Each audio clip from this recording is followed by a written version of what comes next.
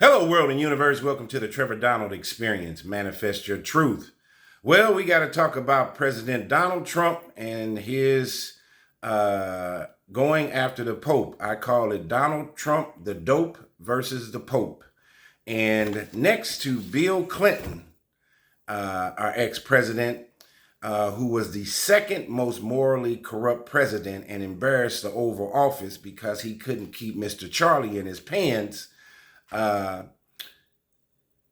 Bill Clinton comes right behind Donald Trump for the most egregious, embarrassing president in the history of mankind. And is not ironic that both presidents, President Donald Trump, President Bill Clinton, were both in the Jeffrey Epstein files unabashedly.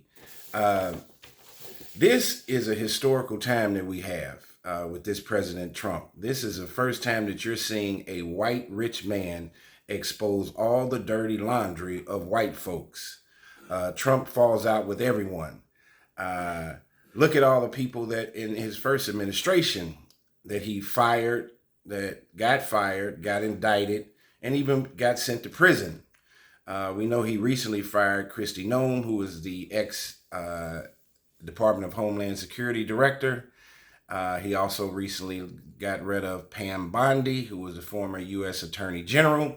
Why would anybody in their right mind would want to work for Donald Trump? He will turn his back on God, his own mother and father, his own children. There's not a loyal vessel of blood in Donald Trump's body. You have to be living in the twilight zone to think that Donald Trump is going to protect you, have your back while you're out here fighting his wars.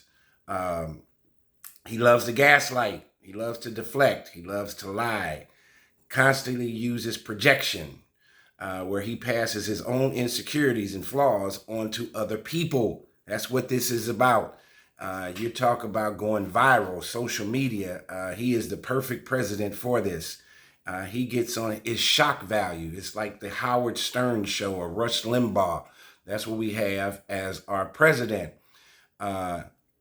He never says that he's made a mistake. Arrogant, narcissistic, to the fullest degree. And then he goes after the Pope. I think the two biggest positions in the world today, individually, is the President of the United States and the Pope, who runs the Vatican. And of course, he has governance over the Vatican and the Catholic Church.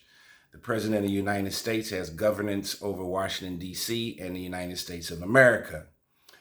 He can't say that he's wrong. He's never going to be a person that will say he's wrong, even when the entire country or the world knows that he's wrong. You cannot be right 100% of the time.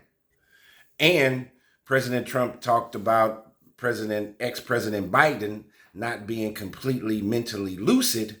I'm not sure that Donald Trump is completely lucid. He is completely a lunatic, but as far as having all his mental faculties, I think there is some short voltages that are not connecting whatsoever. But the scariest part of all of this is the people that voted for him, these mega supporters. And for you all who don't know, 27% of all U.S. adults, 77 million people, think like Donald Trump. That's the scariest part. These are people you don't see, you don't know, are walking right past you and have these same value systems that President Trump has. That's the scary part. Trump will come and go. He's one person. It's this system that we have to fight against, this white male patriarchal system that allows somebody like a Bill Clinton to have sex in the Oval Office and to say he did not have sex, or how do you define sex? How could he lie to the entire country and the world? And then you have Donald Trump, who has lied about he's a bigger liar than Bill Clinton. I didn't think that we would ever see that in life. And Trump is the biggest liar of all. But you have 77 million people that think like Trump, that put him in office. And when the mega folks stormed the Capitol building, talking about they want to take back America from who? White America created this system, and have been running it for 250 years. This is inauguration of 250 years of the United States being in existence. Who are you taking the country back from? Yourself? There is one black governor, there are 5 black senators, and there are 67 black congressmen or congresswomen in Congress. So, who was that fight on Capitol Hill against? It was not against people of color. Who are you taking the country back from? The country has not been removed from your white power structure hand from the beginning. That's all a fallacy, a false dichotomy that is taking place. And there's this false utopian existence that in America, and this false American dream, which is the American nightmare. We are not playing on an equal playing field, and it's clearly established with this. And gas prices are high, food prices are high, everything is going through the roof.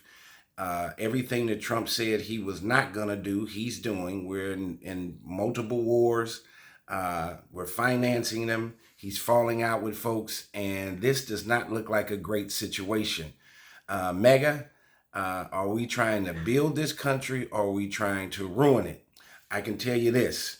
If Barack Obama had committed 1/10 or 1/100th of the egregious negative behaviors that Trump has done, they would have extrapolated and gotten rid of Barack Obama in a heartbeat. The Congress and the Senate would have made sure that they had gotten that man, Barack Obama, out of office. Look at all the latitude and platitude and the flexibility of having the right complexion for the right connection to stay in office. Tell me what you think. Trump is not the one. You have Donald Trump, the dope, going against the Pope. Who's going to win that saga? And it's not going to be the United States of America and the orange man, Donald Trump. We got to do something about this whole situation. America is going down a hellhole as fast as a roller coaster ride.